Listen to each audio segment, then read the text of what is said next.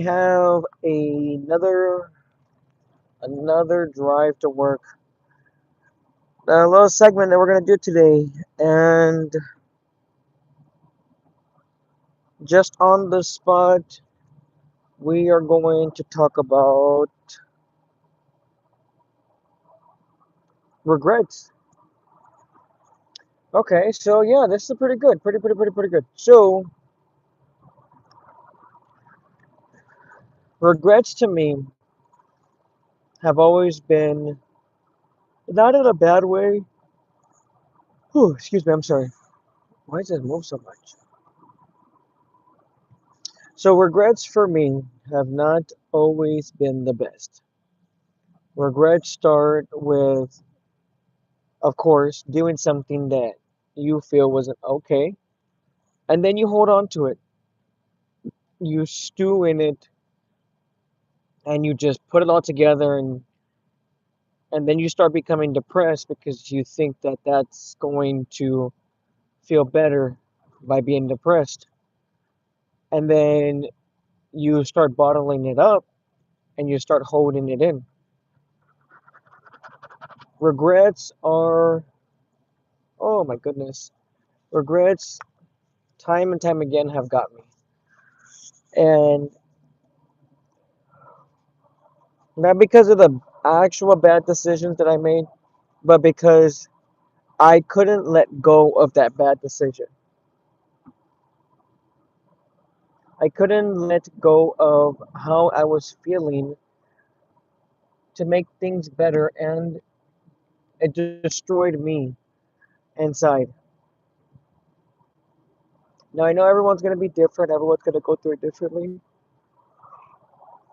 Excuse me. I know everyone's going to go through it differently. But at the end of the day, holding on to regrets isn't going to help you.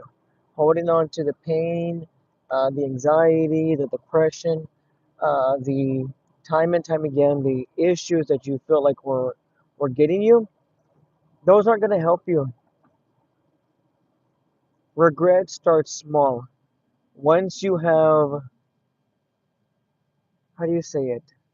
Once you've gone through the process of regret or doing something that you felt wasn't right, don't don't stay in it.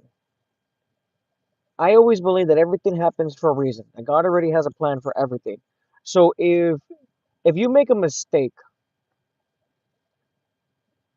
it's natural. You shouldn't hold it in. You shouldn't keep thinking about it. You shouldn't let it take over your anxiety. You shouldn't be depressed about it. You shouldn't let it get to you. And when I was going through my process, I mean, of course, I have a lot of issues and I have a lot of things that I went through that I did that were very bad. And I acknowledge those, but I don't let it define me. And I know a lot of people, those regrets, it takes over them mentally, physically, spiritually, and they just think about it all the time. Well, what if I would have done this, or what if I would have done that, or what if I would have. Doesn't matter. It honestly does not matter. What matters now is that you are still alive and that you have the opportunity to work on yourself. Everyone is different, but you are unique. Your mistakes are your mistakes, and they're going to make you into the person that you are going to become.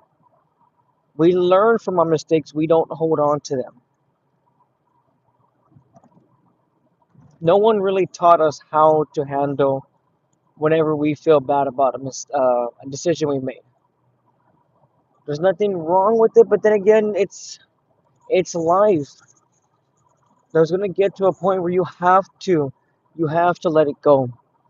Whatever is causing you to feel the way that you're feeling right now, you got to let it go. The anxiety, the depression, it all builds up, and then you start bottling all these emotions up, and then you let it out on someone who actually wants to be in your life.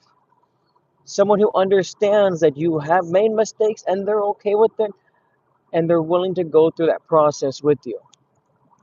That is very, very rare. And when people find someone like that, they push them out of their life because they feel like I've already made so many bad decisions. I don't deserve this happiness. I don't deserve this joy. I don't deserve this what I'm receiving because I haven't put out what I have earned. And it's not about that.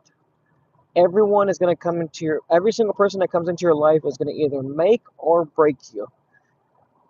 So if you feel like you are one of the people that are breaking someone, it is part of their process too. But you cannot let that affect you. Don't let that take over you. Don't let it take over you. For the longest time, I felt so much regret for all of the things that I did, the infidelity, the um, the worrying about more about money than my family, uh, pushing people aside, manipulating people. It was one of the biggest things that I could not let go. And then on top of that, I always made excuses about why I was feeling this way or why I did what I did. And I turned myself into the victim. That is manipulation. I acknowledge that I did that. But it made me into the person that I am today. And not a lot of people can say that. But if I don't talk about this, then who will? Who is going to go out there every single day and tell people that it is okay to have problems? It's not okay to hold on to them and hurt people, but it's okay to have problems. I feel like everyone deserves another chance.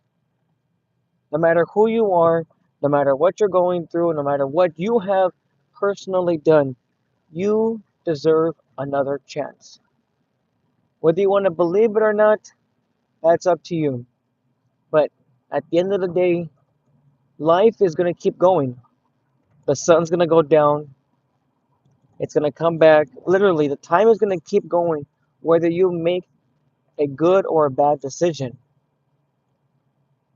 So I want you to really, if you're really going through something right now because of a decision that you've made, how about instead of letting it take over your emotional life, uh, you actually say, you know what? I made a mistake. I'm not going to do it again. And I'm going to be a better person. I'm going to work on things that make me a better person. Like I said so many times before, our parents didn't teach us any of this. No one is teaching us any of this. We have to learn on our own. You might have had help with you might have had help with like riding a bike, um, doing sports, help with homework. But one of the biggest things that no one talks about is mental health. Our morals come based off the Bible on what is right and what is wrong. But we still weren't taught that depression is a real thing, anxiety is a real thing, self-hurt is a real thing. And that is okay because we're already past that point. We acknowledge that we haven't had help before and now we're going to work on it. So, I don't know whoever is listening right now, whoever needs to hear this, but it is okay to not be okay. But it is not okay to hold on to it and hurt other people. So if you feel like you are going through this or you know someone that's going through this, reach out to them. People do not open up the first time. They don't open up the fifth time. They don't open up the 100th time. But if you keep trying, it's going to show that you're there for them too. And the more that we help each other, the more we're going to help the world. I've said this, I don't know how many times already, but I want to give my kids more than what I had growing up. And I was a pretty privileged kid. I was able to get the new games. I was able to get the new TVs. I got iPods when they came out. I got all of this.